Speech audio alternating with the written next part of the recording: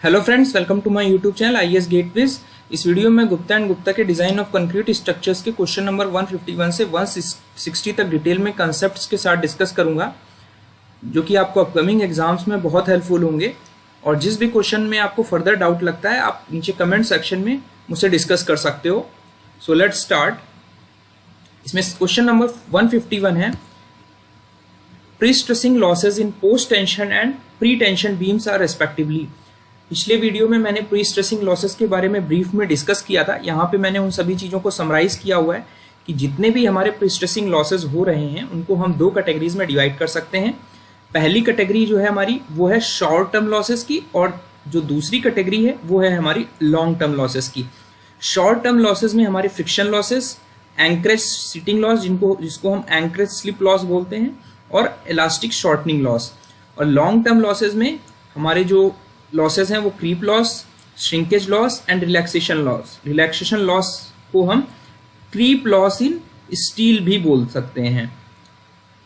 तो जो हमारे शॉर्ट टर्म लॉसेस हैं, जब हम जैकिंग फोर्स अप्लाई कर रहे हैं अपने टेंडन्स या इस हाई स्ट्रेंथ स्टील जो हम कंक्रीट में हमने डाल कर रखी है, उसको हम पहले से प्री स्ट्रेस करने के लिए एक जैकिंग फोर्स लगाते हैं। और जो इनिशियल प्री स्ट्रेस फोर्स जो जनरेट होती है, उस बीच में हमारे कुछ लॉसेस होते हैं जिन्हें हम शॉर्ट लॉसेस बोलते हैं। और इनिशियल प्री स्ट्रेसिंग फोर्स से जो हमारे इफेक्टिव प्री स्ट्रेस फोर्स बचती है, उसमें ये लॉन्ग टर्म लॉसेस हमारे इंक्लूड करने होते हैं।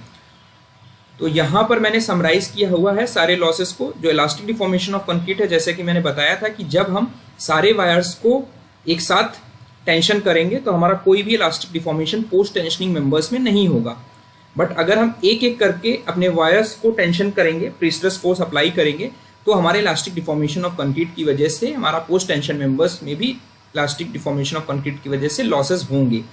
तो यहाँ पर सारे हमारे कैटेगराइज किए हुए हैं। जो फ्रिक्शन लॉस है हमारा प्री टेंशनिंग सिस्टम में नहीं होगा, बिकॉज वहाँ पर कंक्रीट के साथ हमारी स्टील बॉन्डेड रहती है। एंकरेज स्लिप लॉस नहीं होगा, बिकॉज वहाँ पे हम एंकरेज सिस्टम नहीं यूज़ कर रहे हैं इन जनरली। और हमारा कंक्रीट श्रिंकेज होगा। जो लॉन्ग टर्म लॉसेज हैं वो हमारे pre tensioning and post tensioning दोनों सिस्टम में होंगे। तो अगर आप वेटेज देखोगे तो हमारा इलास्टिक डिफॉर्मेशन जो है वो ऑन एन एवरेज 3 to 6% हमारा होगा प्री टेंशन मेंबर्स में। और पोस्ट टेंशन में अगर हम सक्सेसिव टेंशनिंग नहीं कर रहे हैं तो हमारा अराउंड 1% तक हो जाता है ये losses. They are based on some calculations जो प्रैक्टिकली एंड लेबोरेटरी रिजल्ट्स को कंपाइल करके बना हुआ है। ये लॉसेस को कि मैग्नीट्यूड को डिफाइन किया गया है। जो फ्रिक्शन लॉसेस हैं ये हमारे नहीं हो रहे हैं प्री टेंशनिंग सिस्टम में, एंकर स्लिप भी नहीं हो रही है। कंक्रीट का जो श्रिंकेज है ये अप्रॉक्सीमेटली इससे 7% लॉसेस होंगे। और हमारा कंक्रीट की क्रीप की वजह से हमारे 6% लॉसेस होंगे प्री टेंशन मेंबर्स में। और relaxation of stress in steel की वजह से हमारे 2% लॉसेस होंगे प्री टेंशन मेंबर्स में। इसी तरह पोस्ट टेंशन मेंबर्स में देख लेते हैं कि हमारे जो श्रिंकेज ऑफ कंक्रीट है उसकी वजह से हमारे अप्रॉक्सीमेटली 6% लॉसेस होंगे। क्रीप की वजह से हमारे 5% लॉसेस होंगे। और रिलैक्सेशन इन स्टील की वजह से 3% लॉसेस होंगे।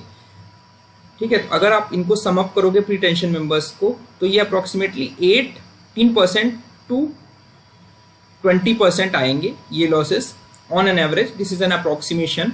और इन फ्रिक्शन एंड एंकरेज वैल्यूज की जो वैल्यूज है जनरली हमारी 1 to 2% रहती है। आप इनको ऐड करोगे तो it will come around 15 to 16%। तो जो हमारे प्री टेंशनिंग लॉसेस हैं वो हमारे पोस्ट टेंशनिंग लॉसेस से ज़्यादा हैं। तो यहाँ पर आपसे मैग्नीट्यूड के टर्म्स में, अप्रॉक्सीमेट मैग्नीट्यूड के टर्म्स में बात की गई है। तो पोस्ट टेंशन में हमारे लॉसेस 15% के अराउंड होंगे। और प्री टेंशन बीम्स में हमारे लॉसेस 20% से 25% तक हो जाते हैं। तो करेक्ट आंसर जो होगा वो ऑप्शन ए होगा। 152 क्वेश्चन है, इन concrete use of angular crossed aggregates in place of natural rounded gravels. तो यहाँ पर दोनों टाइप्स के एग्रीगेट को समझ लेते हैं। तो यहाँ पर ये जो आपको दिखाया हुआ है मैंने, these are the natural rounded aggregates. इनको आप GR लिख सकते हैं। और ये हमारे हैं क्रस्ड एंगुलर एग्रीगेट्स, इसको हम GC से लिख लेते हैं। यहाँ पर आप देख रहे हो जो इनका शेप है ये राउंडेड है। और ये जो शेप मिलता है ये हमें नेचुरली मिलता है रिवर्स में इसी वजह से यहाँ पर नेचुरल वर्ड लिखा है, इसलिए जब भी आप राउंडेड ग्रेवल्स की बात करेंगे तो आपको नेचुरल वर्ड मिलेगा। और जो हमारे एंगुलर क्रस्ड एग्रीगेट्स हैं, यहाँ पे क्रस्ड का मतलब है कि ये आर्टिफिशियल हमारे क्रशर्स प्लांट होते हैं, क्रशर्स होते हैं जहाँ पर हम अपने एग्रीगेट जिनका साइज, जो हमारे बड़े बड़े ग्रेवल्स होते हैं जिनका साइज जनरली 30 सेंटीमीटर से ज़्यादा होता है, उनको क्रशर्स के थ्रू हम अपने डिजायर्ड जो हमारी रिक्वायरमेंट है एग्रीगेट के साइज की उसके अकॉर्डिंग क्रश करके वो एग्रीगेट्स आर्टिफिशियली प्रोड्यूस करते हैं। तो ये एग्रीगेट्स कहलाते हैं हमारे एंगुलर क्रस्ड एग्रीगेट्स। यहाँ पर मैंने समराइज किया हुआ है सारी फीचर्स को कि जो हमारे क्रस्ड एग्रीगेट्स हैं they are obtained by crushing boulder stones जिनका साइज हमारा 30 सेंटीमीटर से ज़्यादा है, और to ensure chemical and mineralogical properties. तो यहाँ पर जीसी से यहाँ पर आप देख रहे हो जो ये हमारे हैं, ये हमारे क्रस्ड एग्रीगेट्स हैं जो हमारे एंगुलर एग्रीगेट्स, और ये हमारे राउंडेड एग्रीगेट्स हैं जो हमारा इसमें राउंडिंग है, ये हमारे सरफेसेस स्मूथ हैं। ठीक है, तो जो हमारा ये सरफेसेस हैं ये इनका क्या होगा, हमारा जो सरफेस एरिया होगा वो कम होगा। सरफेस एरिया जब कम होगा तो पर्टिकुलर वाटर सीमेंट रेशियो के लिए हमारी जो सीमेंट पेस्ट की रिक्वायरमेंट है, यानी CSH जेल बोलते हैं जिसे, उस जेल की रिक्वायरमेंट कम होगी। मींस कम वाटर सीमेंट रेशियो में ही हमें उतनी वर्केबिलिटी मिल जाएगी। और हमारे राउंडेड एग्रीगेट्स बिकॉज हमारा सरफेस स्मूथ है तो there will be less frictional resistance. दो एग्रीगेट्स के जो कॉन्टैक्ट सरफेसेस होंगे उसमें जो फ्रिक्शनल रेजिस्टेंस होगा वो कम होगा। तो जब भी आप पैकिंग करोगे, कॉम्पैक्शन करोगे, तो बेटर कॉम्पैक्शन होगा इन एग्रीगेट्स में because of less frictional resistance. And इसकी वजह से क्या होगा, हमारा जो वाइड्स होंगी वो हमारी कम होंगी राउंडेड एग्रीगेट्स में। और इसी की वजह से अभी यहाँ पर मैं एक्सपेरिमेंटल रिजल्ट्स के कुछ आपको रिजल्ट्स बताऊंगा जिसमें आपको ये पता चलेगा कि जो राउंडेड एग्रीगेट्स की जो स्ट्रेंथ है as compare to crushed aggregates हमारी ज़्यादा हो जाती है। ठीक है, तो यहाँ पर मैंने मेंशन किया है कि the use of rounded aggregates improves the workability of fresh concrete.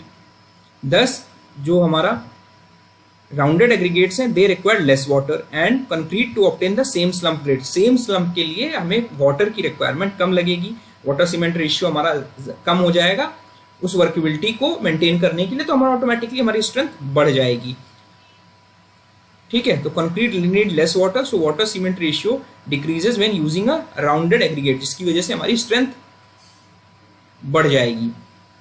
और इसी वजह से decreasing of water cement ratio conduct to the improvement of concrete performance in terms of compressive and tensile strength. तो जब हम राउंडेड एग्रीगेट्स अपनी concrete में use कर रहे हैं रेदर देन क्रस्ड एग्रीगेट्स, ये एक्सपेरिमेंटल रिजल्ट्स है एक रिसर्च के बेसिस पर, जिसमें ये सजेस्ट किया गया है कि राउंडेड एग्रीगेट्स अगर आप यूज करोगे क्रस्ड एग्रीगेट से तो हमारी जो कंप्रेसिव स्ट्रेंथ है वो 26% तक इंप्रूव हो जाएगी अपनी ओरिजिनल स्ट्रेंथ से।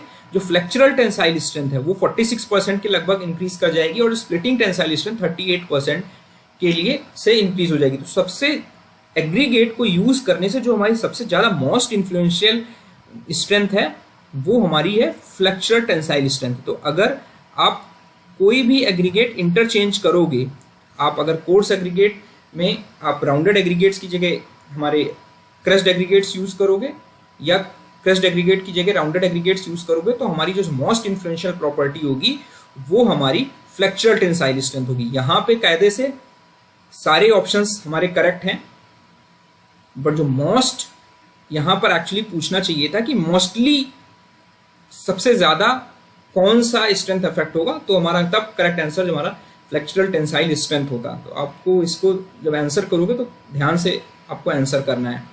उसके बाद है हमारा ratio of compressive strength to tensile strength of concrete. तो यहाँ पर अभी मैं सिर्फ कंप्रेसिव स्ट्रेंथ की बात कर लेता हूँ कि हम जनरली बात करते हैं कि जो लेबोरेटरी में हम टेस्ट परफॉर्म करते हैं उसमें हम 28 डेज जो हमें क्यूब की स्ट्रेंथ मिलती है उसके बेसिस पर हम कैरेक्टरिस्टिक स्ट्रेंथ निकालते हैं लैब रिजल्ट से, जिसको हम FCK से डिनोट करते हैं, which is called characteristic strength. और उस 28 डेज के बेसिस पर हमारी 100% स्ट्रेंथ हम ये मानते हैं कि हमारी अचीव हो गई है। This is only theoretical. सबसे पहले जान लेते हैं कि ये सिर्फ एक थ्योरेटिकल एजम्पशन है फॉर डिजाइनिंग पर्पस कि हमारी जो 28 डेज में जो हम कंक्रीट प्रिपेयर कर रहे हैं वो अपनी 100% स्ट्रेंथ गेन कर लेती है। बट जो इससे पहले प्रीवियस वर्जन्स थे कोड के, और इस वर्जन में भी ये स्पेसिफिकली मेंशन्ड है कि हमारी हो सकता है कि 28 डेज के बाद भी हमारी स्ट्रेंथ गेन हो। तो based on experimental results, laboratory results के बेसिस पर, जो हमारा 1984 का कोड था, 1978 का जो कोड था, उसमें ये फैक्टर्स लिए गए थे कि अगर हमारी कंक्रीट की एज 1 मंथ है तो हमारा जो फैक्टर होगा एज फैक्टर का मतलब है कि हमारी FC जो होगी वो K टाइम्स ऑफ FCK होगी, which is based on 28 days strength. तो 1 मंथ में हमारा एज फैक्टर 1 होगा, हमारा 3 मंथ्स में हमारा एज फैक्टर 1.1 होगा, मीन्स जो हमारी स्ट्रेंथ होगी वो 10% इंक्रीज कर जाएगी आफ्टर 3 मंथ्स। और हमारा 6 मंथ्स में हमारी जो एज फैक्टर होगी वो 1.15 है। कभी कभी इससे क्वेश्चन पूछ लिए जाते हैं कि आपकी कितनी स्ट्रेंथ बढ़ जाएगी अगर आप 1 ईयर के बाद कंक्रीट को टेस्ट करोगे। तो यहाँ पर आपको देखने से मिल रहा है बेस्ड ऑन एक्सपेरिमेंटल रिजल्ट्स कि हमारी जो स्ट्रेंथ है 1 ईयर बाद 20% हमारी इंक्रीज कर जा रही है कंप्रेसिव स्ट्रेंथ। तो अगर आपको एविडेंसेस मिल रहे हैं तो आपको एक्चुअल इन्वेस्टिगेशन परफॉर्म करनी पड़ेगी, तभी आप डिजाइनिंग में इस फैक्टर को इनकॉर्पोरेट कर सकते हो। अदरवाइज आपकी जो कोड है वो ये कहता है कि आपको 28 डेज में आपकी जो स्ट्रेंथ मिल रही है that is 100% and that has to be adopted in design. और हमारी जो रिसर्चेज हैं वो ये कहती हैं कि अगर आप 130 M30 या M30 ग्रेड से ज़्यादा ग्रेड की कंक्रीट यूज कर रहे हो तो आपकी जो ये डिजाइन कंसिडरेशंस है वो हमारी एक्चुअल स्ट्रेंथ कंसिडरेशंस पर बेस्ड होनी चाहिए।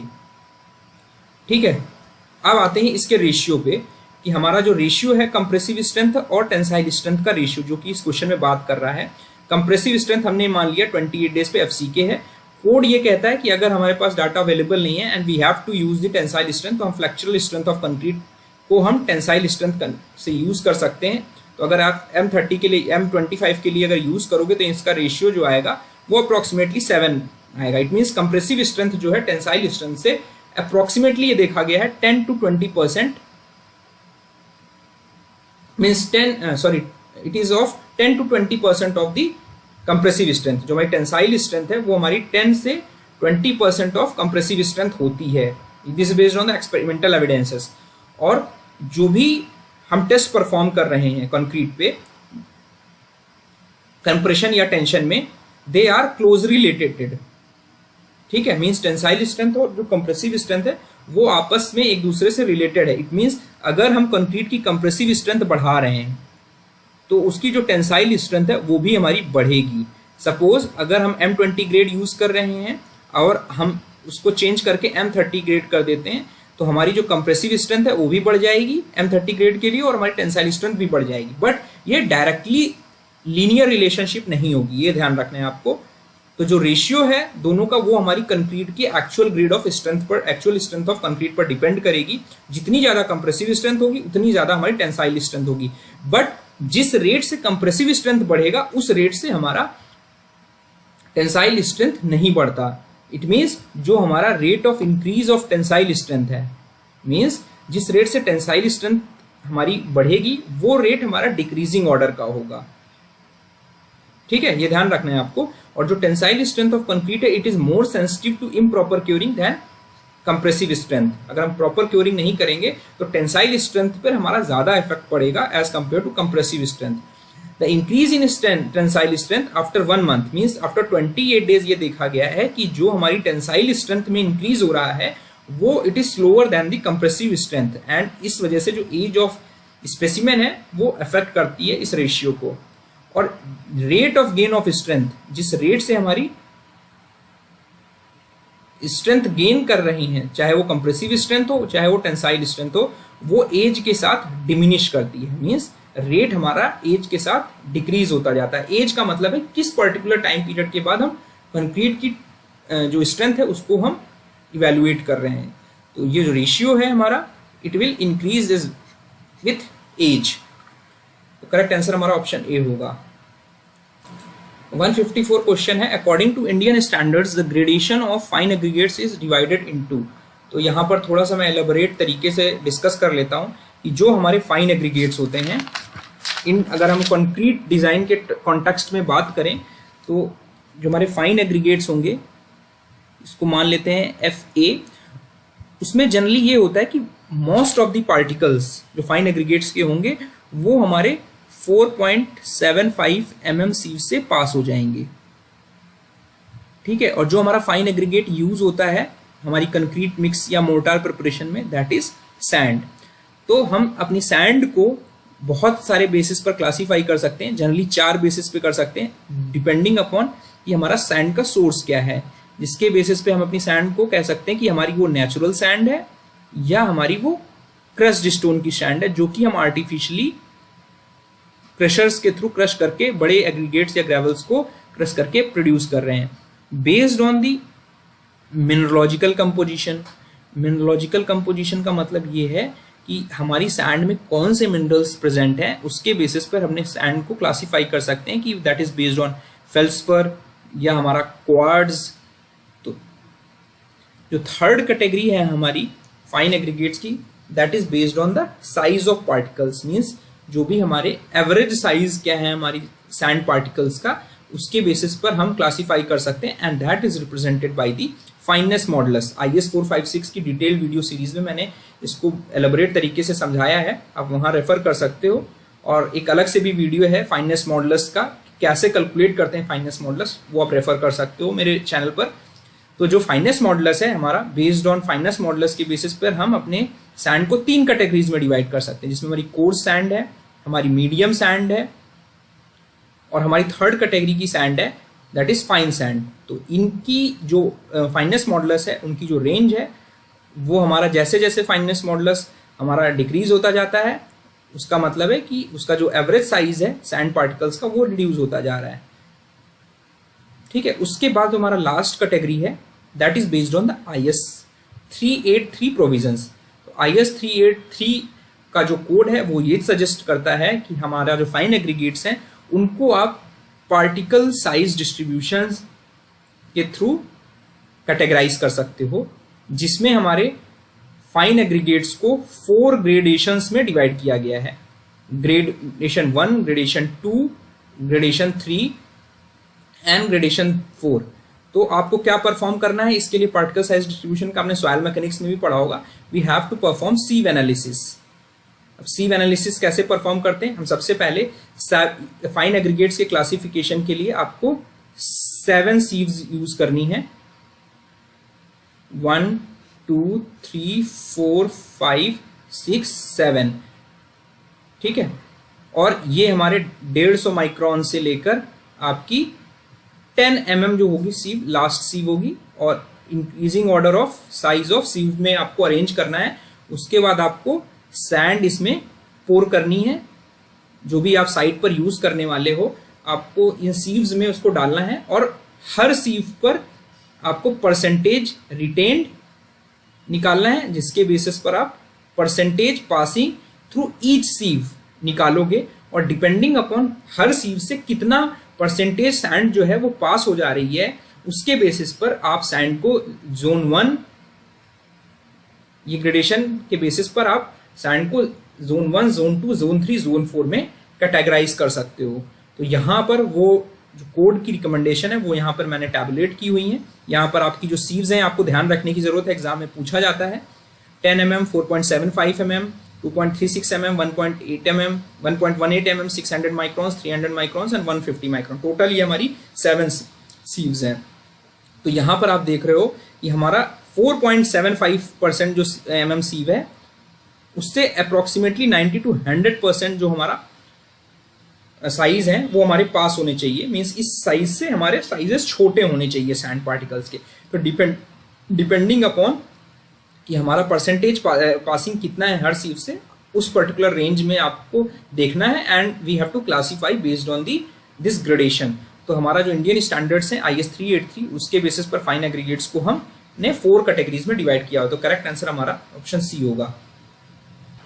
हमारा नेक्स्ट क्वेश्चन है, इसमें it is regarding the light weight concrete. तो थोड़ा सा देख लेते हैं कि जो हमारी different types of light weight concrete है उनको हमने स्पेसिफिकली 4 कैटेगरीज में, स्पेसिफिकली 3 कैटेगरीज में डिवाइड किया हुआ है, जिसमें नो फाइन्स कंक्रीट है, और हमारा उसके बाद लाइट वेट एग्रीगेट कंक्रीट है, जिसमें अभी जो क्वेश्चन है वो इस कॉन्टेक्स्ट में है कि जब हम लाइट वेट एग्रीगेट यूज कर रहे हैं तो हमारी जो प्रॉपर्टीज हैं shrinkage as well as elastic modulus of concrete उस पर क्या इफेक्ट पड़ेगा।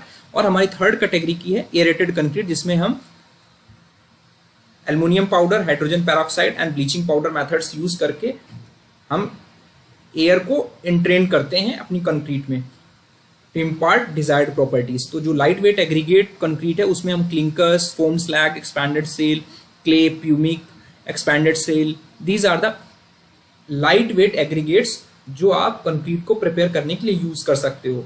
लाइट वेट एग्रीगेट की जो डेंसिटी है वो हमारी 300 kg मीटर पर क्यूब से लेकर 1100 टू 1200 kg पर मीटर क्यूब तक वेरी करती है। तो जब आप इन एग्रीगेट्स को यूज करोगे तो हमारी जो कंक्रीट की पोरेसिटी है, मींस कंक्रीट में जो वाइड्स हैं वो ज़्यादा होंगे। अब समझिए कि जो पोरेसिटी होगी कंक्रीट की वो हमारी बढ़ जाएगी। लाइट वेट कंक्रीट में आपके वाइड्स जो होंगे वो बढ़ जाएंगे। तो उसकी वजह से होगा क्या, जब भी आप पानी डालोगे मिक्स करने के लिए तो जो मॉइस्चर मूवमेंट होगा नॉर्मल वेट कंक्रीट के रिस्पेक्ट में वो मूवमेंट ज़्यादा होगा। उस मूवमेंट के ज़्यादा होने से वाइड्स ज़्यादा हैं तो हमारा जो वाटर का स्टोरेज होगा वाइड्स में वो बढ़ जाएगा। तो जब भी कंक्रीट श्रिंक करेगा तो there will be more losses of water, और जिसकी वजह से हमारा जो लाइट वेट कंक्रीट है वो ज़्यादा श्रिंक करेगी। तभी यहाँ पर ये कंक्लूड किया गया है कि जब हायर ड्राइंग श्रिंकेज होगा तो लोअर टेंसाइल स्ट्रेंथ होगी, और जो लाइट वेट कंक्रीट होगा it will develop shrinkage cracks. और जो हमारे coefficient of thermal expansion light weight aggregate के कंक्रीट के वो हमारा नॉर्मल वेट एग्रीगेट का कंक्रीट से कम होते हैं। तो यहाँ पर मैंने दिखाया हुआ है जो डिफरेंट टाइप्स के लाइट वेट एग्रीगेट्स हैं, सिंडर्स हो गया, सेल हो गया, स्लैग हो गया, पैरालाइट हो गया, वेम्निकुलाइट हो गया, प्यूमिक स्टोन्स हो गए। तो ये सारे हमारे लाइट वेट एग्रीगेट्स हैं जिनका जो हमारा कोफिशिएंट ऑफ थर्मल एक्सपेंशन है वो कम है। और यहाँ पे based on experimental results and investigations ये कंक्लूड किया है मैंने कुछ यहाँ पे पॉइंट्स, जो modulus of elasticity of concrete light weight concrete का that is less than the normal weight concrete की जो मॉडुलस ऑफ इलास्टिसिटी है बाई 20 to 25 to 50% तक हमारी मॉडुलस ऑफ इलास्टिसिटी रिड्यूस हो जाती है, बिकॉज जो modulus of elasticity is directly a function of root F C के। अगर नॉर्मल कंक्रीट में देखें तो हमारा रूट एफ सी के का फंक्शन होगा, बिकॉज अब हमारी compressive strength light weight concrete की रिड्यूस हो गई तो ऑटोमेटिकली हमारा जो मॉडुलस ऑफ इलास्टिसिटी है वो रिड्यूस हो जाएगा। बट जो resistance to freezing and thawing है वो हमारा ज़्यादा होगा नॉर्मल कंक्रीट से, due to the greater porosity of light weight concrete, provided the aggregates हमारे जो है वो सैचुरेटेड नहीं है मिक्सिंग से पहले। जो फायर रेजिस्टेंस होगा वो लाइट वेट एग्रीगेट का ज़्यादा होगा, बिकॉज लाइट वेट एग्रीगेट की जो टेंडेंसी होगी स्पैल होने की वो कम होगी। ठीक है, और it is easy to cut and fix the desired attachments. और जो हमारी सेम कंप्रेसिव स्ट्रेंथ के लिए अगर हम माने कि दोनों नॉर्मल वेट कंक्रीट और हमारी लाइट वेट कंक्रीट की कंप्रेसिव स्ट्रेंथ सेम है, तो जो उसकी शेयर स्ट्रेंथ होगी वो हमारी 15 to 25% कम लेस होगी, और जो हमारी बॉन्ड स्ट्रेंथ होगी वो हमारी 20 to 50% कम होगी। इसी वजह से जो हमारे कंक्रीट बीम की डिज़ाइंस हैं वहाँ पे आपको ये डिफरेंसेस अकाउंट करने होते हैं। और ये देखा गया है कि हमारा जो लाइट वेट एग्रीगेट्स हैं वहाँ पर जो टेंसाइल स्ट्रेंथ कैपेसिटी है, आप इसको डक्टिलिटी के टर्म्स में बात कर सकते हो, वो हमारी नॉर्मल वेट कंक्रीट से ज़्यादा होगी। और बिकॉज जो tensile strain capacity means failure से पहले जो टेंसाइल स्ट्रेन डेवलप होगा लाइट वेट कंक्रीट में वो हमारा 50% ग्रेटर होता है as compare to normal weight concrete, जो इसका सबसे ज़्यादा डिसएडवांटेज है। ठीक है, तो यहाँ पर अगर आप स्टेटमेंट्स देखोगे, इसमें पहला स्टेटमेंट बोल रहा है कि light weight concrete exhibits higher shrinkage than normal weight aggregate. ये स्टेटमेंट बिल्कुल करेक्ट हो गया। और modulus of elasticity of light weight concrete is lower than that of normal weight concrete. ये भी स्टेटमेंट बिल्कुल सही स्टेटमेंट है, और ये स्टेटमेंट इंडिकेट कर रहा है कि हमारी जो कंक्रीट की कंप्रेसिव स्ट्रेंथ है लाइट वेट कंक्रीट की वो कम है बिकॉज ऑफ लो पोरेसिटी। इसी वजह से लो पोरेसिटी होने की वजह से हमारा जो वाटर मूवमेंट है पानी में का जो मूवमेंट है कंक्रीट के अंदर वो ज़्यादा है, जिसकी वजह से जो श्रिंकेज है वो ज़्यादा होगा। इट मीन्स ये जो स्टेटमेंट है ये इनडायरेक्टली हमारा करेक्ट एक्सप्लेनेशन है फॉर स्टेटमेंट ए। ये ध्यान रखना है आपको, डायरेक्टली कोई ज़रूरी नहीं कि हमेशा असर्शन रीजन में डायरेक्ट एक्सप्लेनेशन हो, that can be a indirect explanation.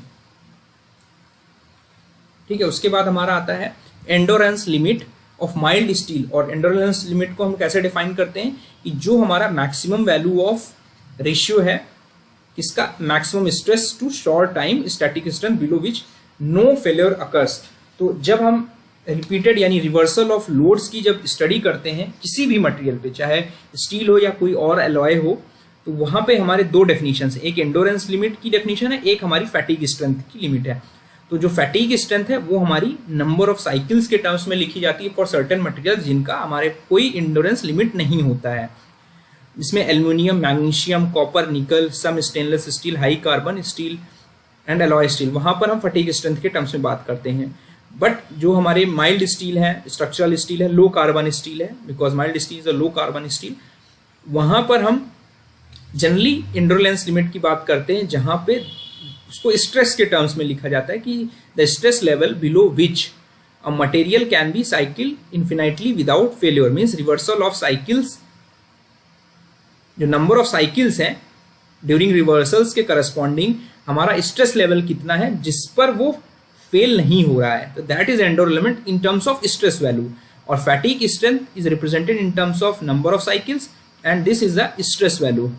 तो यहाँ पर रेशियो की टर्म्स में बात कर रहा है, तो आपको ध्यान रखना है कि जो मैक्सिमम स्ट्रेस वैल्यू है जो फेलियर होने से पहले है मटेरियल में and to the short time static strength. यहाँ पर आपको ग्राफिकल तरीके से मैंने दिखाया हुआ है कि यहाँ पर नंबर ऑफ साइकिल्स आपने रिप्रेजेंट किया है and this is the reversal stress value.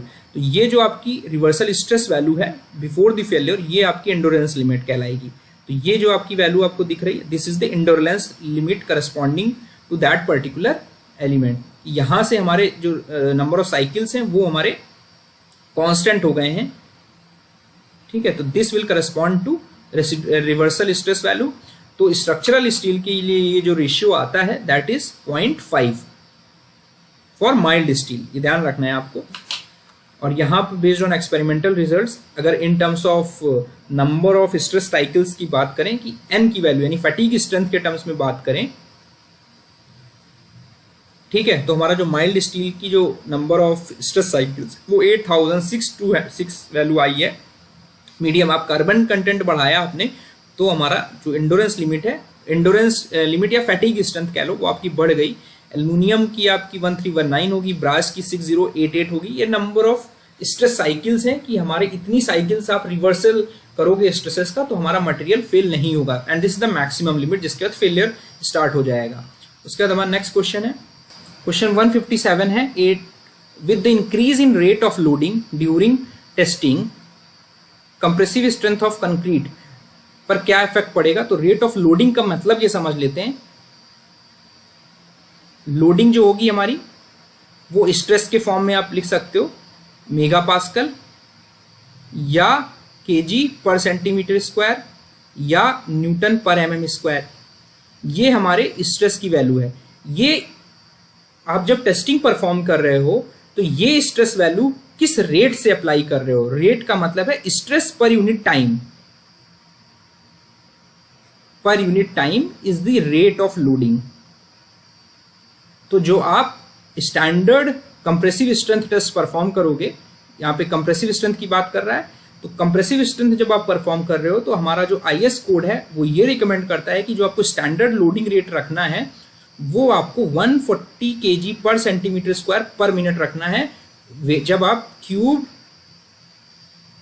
150 cross 150 mm पे आप कंप्रेसिव स्ट्रेंथ टेस्ट परफॉर्म कर रहे हो, और ये विदाउट एनी शॉक होना चाहिए और इट शुड बी अप्लाइड एक्सिली, ठीक है, इसेंट्रिसिटी नहीं होनी चाहिए, ठीक है। तो ये हमारा स्टैंडर्ड लोडिंग रेट हो गया। आप इसको यूनिट में कन्वर्ट फॉर्म में किसी भी फॉर्म में लिख सकते हो। तो ये देखा गया है कि आप जो रेट ऑफ लोडिंग है बढ़ाओगे तो आपका जो कंप्रेसिव स्ट्रेंथ है वो आपका बढ़ेगा, ठीक है। This is totally based on the experimental results. और ये देखा गया कि अगर आपका लो रेट ऑफ लोडिंग रहेगा, मतलब आप स्टैंडर्ड लोडिंग रेट से आप लोडिंग का रेट कम कर दोगे, तो there will be more time for creep to occur, ठीक है। Based on researches and experiments आप rate of loading, rate of application of stress या रेट ऑफ लोडिंग को strength as a percentage of strength आप graphical तरीके से लिख सकते हो। And this graph can be expressed in terms of empirical relationship S1 1 plus log to the base 10 into R। जो हमारा S1 है ये हमारा स्ट्रेंथ है कंक्रीट की, कंप्रेसिव स्ट्रेंथ है। जब आपने जो लोडिंग रेट था 1 kg पर सेंटीमीटर स्क्वायर पर सेकेंड लोड अप्लाई किया, और ये स्ट्रेंथ है that is based on 28 days. 28 days के बाद जब आपने कंप्रेसिव स्ट्रेंथ टेस्ट परफॉर्म किया लेबोरेटरी में और ये लोड रखा, तो उस समय क्या स्ट्रेंथ आई, और रेट ऑफ लोडिंग R के लिए which is in unit kg पर सेंटीमीटर स्क्वायर पर सेकेंड, ये भी जो भी वैल्यू होगी आपने R माना, तो जो हमारी स्ट्रेंथ आएगी इस R के corresponding that will be given by S1 1 plus log of R। तो ये क्लियरली आपको पता चल रहा है कि जो हमारी स्ट्रेंथ है वो इंक्रीज कर रही है अगर हम लोडिंग रेट बढ़ा रहे हैं, एंड जो उसका वेरिएशन है that is logarithmic, it is not directly proportional, it is जो वेरिएशन है ये हमारा लॉगरिथमिक है। रेट ऑफ लोडिंग के साथ जो स्ट्रेंथ वेरिएशन है वो लॉगरिथमिक है। ये इंपॉर्टेंट है ESE और जो भी बहुत सारे स्टेट के एग्जाम्स होने वाले हैं उसके पॉइंट ऑफ व्यू से। और यहाँ पर एक फैक्टर रहता है जो मैंने यहाँ पे नहीं लिखा था, दैट इज K, और 1 kg पर सेंटीमीटर स्क्वायर लोडिंग रेट के लिए आपकी जो K की वैल्यू है that is taken as 0.08 for 28 days. ठीक है, ये टोटली एम्पेरिकल रिलेशनशिप है समझने के लिए, तो ये आप न्यूमेरिकल भी इससे आप पूछे जा सकते हैं। तो जैसे ही आप रेट ऑफ लोडिंग बढ़ाओगे आपकी कंप्रेसिव स्ट्रेंथ हमारी इंक्रीज कर जाएगी। तो करेक्ट स्टेटमेंट जो है वो ऑप्शन ए है, और यही सारी चीज़ें मैंने यहाँ पर एक्सप्लेन किया है। और जनरली ये देखा गया है कि जो हमारा इंक्रीज है हायर लोडिंग रेट्स पर वो 30 to 50% of the original strength होता है, और जो अगर हम स्टैंडर्ड लोडिंग रेट से जो रेट ऑफ लोडिंग है वो कम कर देंगे तो हमारा जो कंप्रेसिव स्ट्रेंथ है वो आपको कम मिलेगी, और वो लेकिन वो बहुत नेग्लेजिबल वैल्यू होगी। और अगर हम रैपिड लोडिंग करेंगे तो जो कंक्रीट है वो लोड बेटर तरीके से रेजिस्ट करेगी, और हमारा modulus of elasticity faster loading rate के लिए ज़्यादा होता है, ई की वैल्यू आपको ज़्यादा मिलेगी। उसके बाद हमारा नेक्स्ट क्वेश्चन है, for an given aggregate content increasing water cement ratio in concrete. Aggregate content हमारा सेम है, ठीक है, और वाटर सीमेंट रेशियो आप अगर बढ़ाओगे कंक्रीट पे, तो मैंने IS 456 की वीडियो सीरीज में श्रिंकेज के फिनोमेना को बहुत डिटेल में एक्सप्लेन किया है, जिसमें श्रिंकेज का मतलब है कि कंक्रीट हमारा कॉन्ट्रैक्ट कर रहा है जब उससे हमारे पानी का लॉस हो रहा है। वो हमारे बहुत सारे एक्सटर्नल फैक्टर हो सकते हैं, ड्यू टू इवेपोरेशन हो सकता है फ्रॉम द कैपिलरी पोर्स, तो उसकी वजह से हमारा कंक्रीट जो होगा वो श्रिंक करेगा। तो जैसे ही आप वाटर सीमेंट रेशियो बढ़ाने का मतलब है कि आपने क्या किया, वॉल्यूम ऑफ वाटर बढ़ा दिया, और जब वॉल्यूम ऑफ वाटर बढ़ा दिया तो जो हमारे कैपिलरी वॉइड्स हैं, कैपिलरी पोर्स हैं, उसमें ज़्यादा पानी अवेलेबल होगा। तो जब कंक्रीट हार्डन कर रही होगी तो there will be more losses due to evaporation, और मोर लॉस ऑफ वाटर की वजह से हमारे more voids will be created and therefore more shrinkage will be there. तो करेक्ट आंसर जो होगा वो ऑप्शन ए होगा। यहाँ पे ग्राफिकल टर्म्स में मैंने बताया हुआ है कि जो वाटर सीमेंट रेशियो जैसे आपका इंक्रीज कर रहा है वैसे वैसे हमारा ड्राइंग श्रिंकेज बढ़ रहा है, and this is the aggregate का जो एग्रीगेट और सीमेंट का रेशियो है वो हमारा 3 है, ठीक है। ये अलग अलग एग्रीगेट सीमेंट रेशियो के लिए, एक कांस्टेंट एग्रीगेट सीमेंट रेशियो के लिए अगर आप 0.4 पे देखोगे तो आपकी ड्राइंग श्रिंकेज 0.02% है, अगर आप 0.55 पे देखोगे तो आपका ड्राइंग श्रिंकेज बढ़ जाएगा, कीपिंग अदर कंडीशन सेम। और यहाँ पर मैंने इसको समराइज किया हुआ है कि जितना पानी केमिकल रिएक्शन के लिए चाहिए उसके अलावा एक्स्ट्रा पानी आप डालोगे तो this volume of water will leave behind void space as it hydrates and evaporates। तो जो रिमेनिंग कंक्रीट पेस्ट होगा wants to cling to the aggregate and to itself while drying। तो रिजल्ट होगा हमारा इज श्रिंकेज हो गया, corners में हमारे कर्लिंग होने की टेंडेंसी होगी। तो this is the phenomena of shrinkage. उसके बाद हमारा है the net loss of strength due to air entrainment of a richer mix. तो यहाँ पर थोड़ा सा एयर एंट्रेनमेंट के बारे में बात कर लेते हैं। एयर एंट्रेनमेंट का मतलब ये है कि कंक्रीट मिक्स में हम एयर को इंटेंशनली इंट्रोड्यूस कर रहे हैं। ये ध्यान रखना कि हमने कंक्रीट में intentionally with help of some surfactants या प्लास्टिसाइजर्स की हेल्प से हमने एयर को इंट्रोड्यूस किया है इंटेंशनली। ठीक है, इंटेंशनली इंट्रोड्यूस किया। और जनरली हमारी जो वॉल्यूम रहती है 4 to 7% बाई वॉल्यूम हम एयर एंट्रेनमेंट करते हैं कंक्रीट में। तो ये स्टैंडर्ड कंक्रीट है and this is the air entrained. और जो हमारे वॉइड्स फॉर्म होते हैं, ये आप देख रहे हो कि वॉइड्स हमारे जो हैं these are discontinuous, continuous voids नहीं बनते हैं। तो ये आपको इंश्योर करना है कि हमारा एयर एंट्रेनमेंट में डिसकॉन्टिन्यूअस वॉइड्स बने और जिनका साइज जनरली जो रहता है 0.05 mm रहता है। ठीक है, तो यहाँ पर एयर एंट्रेन्ड, यहाँ पर ये हमारी कंप्रेसिव स्ट्रेंथ है। ठीक है, तो सेम वाटर सीमेंट रेशियो के लिए हमारी एयर एंट्रेन्ड की आप देख रहे हो ये नॉन एयर एंट्रेन्ड है, तो कंप्रेसिव स्ट्रेंथ आपकी हमारी एयर एंट्रेन्ड के लिए कम आती है। तो जनरली ये देखा गया है 1% volume of air entrained concrete की वजह से there is loss of 5% loss in strength. ठीक है, मतलब 1% अगर आपने एयर एंट्रेनमेंट किया कंक्रीट की वॉल्यूम में तो हमारे 5% कंप्रेसिव स्ट्रेंथ आपको कम मिलेगी। अब आते हैं यहाँ पे दो टर्मिनोलॉजी यूज की गई है, रिचर मिक्स और लीन मिक्स। रिचर मिक्स का मतलब है वहां पर हमारी सीमेंट की जो कंटेंट है वो ज्यादा है, जिसकी वजह से जो हमारा सीमेंट जेल है यानी C calcium silicate hydrate gel बन रहा है, जिससे हमारी बॉन्डिंग हो रही है एग्रीगेट्स और अदर इंग्रेडिएंट्स के बीच में in the presence of water. वो हमारी CS जेल की वॉल्यूम जो होगी वो ज्यादा होगी as compare to lean mix. Lean का मतलब है हमारा जो सीमेंट कंटेंट है वो कम है, जिसकी वजह से सीमेंट पेस्ट की क्वांटिटी है वो कम बन रही है फॉर द मॉलिक्यूलर बॉन्डिंग, उसकी वजह से वीक होगी और सीमेंट पेस्ट जो होगा वो एग्रीगेट्स को प्रॉपरली होल्ड नहीं कर पाएगा लीन मिक्सेस में, जिसकी वजह से हमारी जो कंप्रेसिव स्ट्रेंथ होगी कंक्रीट की वो हमारी कम आएगी।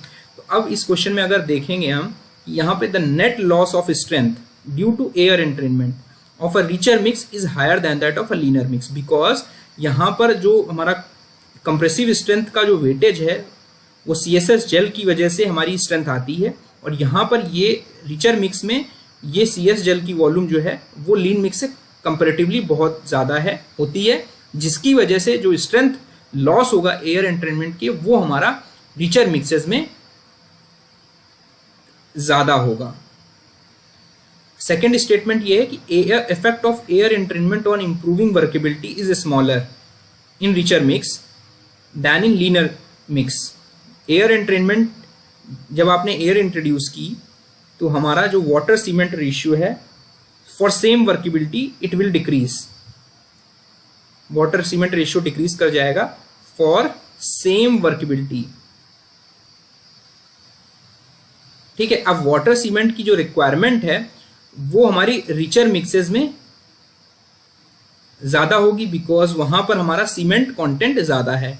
अब हमारी वाटर रिक्वायरमेंट ज्यादा थी और हमने पानी कम कर दिया, तो जो वर्केबिलिटी का इफेक्ट होगा, जो एयर एंट्रेनमेंट की वजह से जो वर्केबिलिटी बढ़ रही है वो हमारा रिचर मिक्सेस में उसका इफेक्ट कम हो जाएगा, बिकॉज उसके करस्पॉन्डिंग हमारे सीमेंट कंटेंट हमें ज्यादा चाहिए। सीमेंट कंटेंट ज्यादा है जिसके करस्पॉन्डिंग हमें ज्यादा वाटर चाहिए, और हमारा water cement ratio same workability के लिए कम कर दे रहा है।